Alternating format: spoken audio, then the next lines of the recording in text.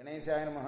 శ్రీ సరస్వతి నమః. శ్రీ గురుభ్యో నమః. భక్తులారా, వాల్మీకి మహర్షి రచించిన శ్రీమద్ రామాయణం యథాతథంగా చెప్పుకున్నాం. ప్రతి శ్లోకం దాని అర్థం. ఇందులో భాగంగా నిన్నటి వరకు మనం బాల అయోధ్యారణ్య కిష్కింద సుందర యుద్ధకాండలు పూర్తి చేసాం. చివరిదైన ఉత్తరకాండలో కూడా మనం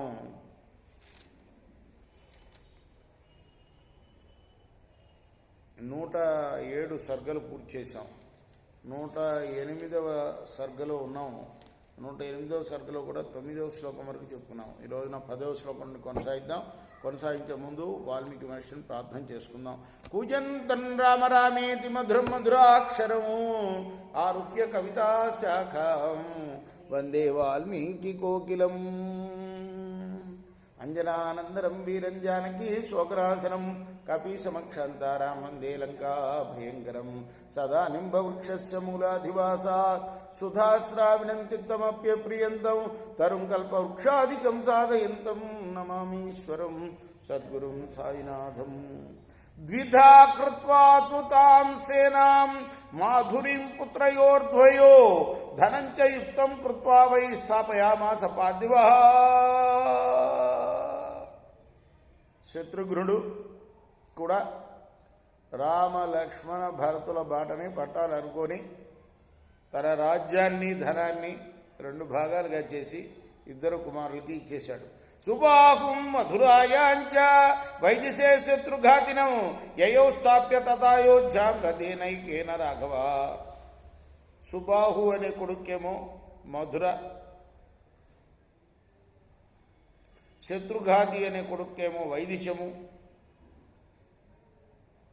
ఈ 2 పంచి ఇచ్చి 2 రాజ్యాలుగా చేసి మధురను ఒకళ్ళకి వైదిశము ఒకళ్ళకి ఇచ్చి రథం పైన అయోధ్యకు వెళ్ళాడు శత్రుఘ్నుడు.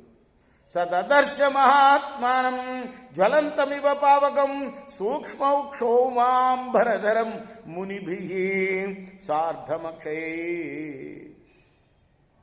మహాత్ముడైన రాముడిని చూశాడు.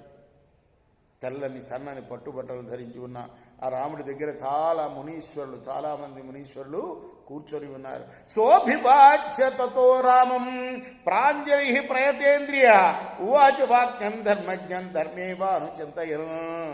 ఆ తర్వాత ఆయనకి రాముడికి అభివాదం చేసి అంజలి ఘటించి ఇంద్రియ నిగ్రహవంతుడై ధర్మాన్ని ఆలోచిస్తూ అన్నాడు. కృత్వాభిషేకం సుతయోర్ద్వయో రాఘవనందన తవానుగమనే రాజన్ విద్ధిమాంకృత నిశ్చయం. రాజా, నా కుమారులిద్దరికీ రాజ్యాభిషేకం చేసి వచ్చానయ్యా. నిన్ను అనుసరించడానికే అలా చేసి వచ్చాను. నా చాన్యదత్య వక్తవ్యమతో వీరన శాసనం విహజ్ఞమానమిచ్చామి మద్విధేన విశేషత. నా అభిప్రాయానికి వ్యతిరేకంగా నువ్వు చెప్పవద్దు. ముందే కళ్యాలు వేస్తున్నాడు. ఎందుకంటే నీ ఆజ్ఞను తిరస్కరించడం అనేది నా మనసు అంగీకరించదు. కాబట్టి ముందుగానే చెప్తురా, నువ్వు వద్దు అనద్దు. తస్యతాం బుద్ధిమక్లీభాం విజ్ఞాయ రఘునందన భడం చేవ శత్రుఘ్న రామవాక్యం వాచ.